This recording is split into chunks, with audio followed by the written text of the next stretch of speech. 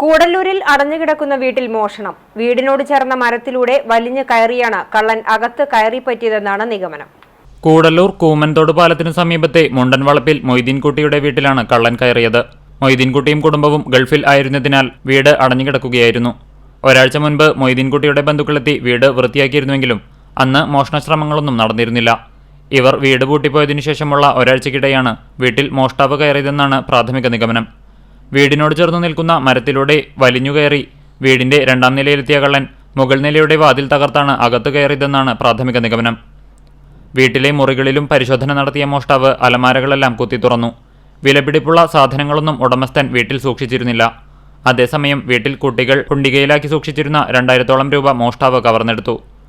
ചൊവ്വാഴ്ച രാവിലെ വീണ്ടും വീട് വൃത്തിയാക്കാനെത്തിയ ബന്ധുക്കളാണ് മോഷണ വിവരം ആദ്യം അറിയുന്നത്. ഇവർ വിവരമറിയിച്ചതിനെ തുടർന്ന് തൃത്താല പോലീസ് സ്ഥലത്തെത്തി പരിശോധന നടത്തി അന്വേഷണം ആരംഭിച്ചു. CCTV news Thrithala.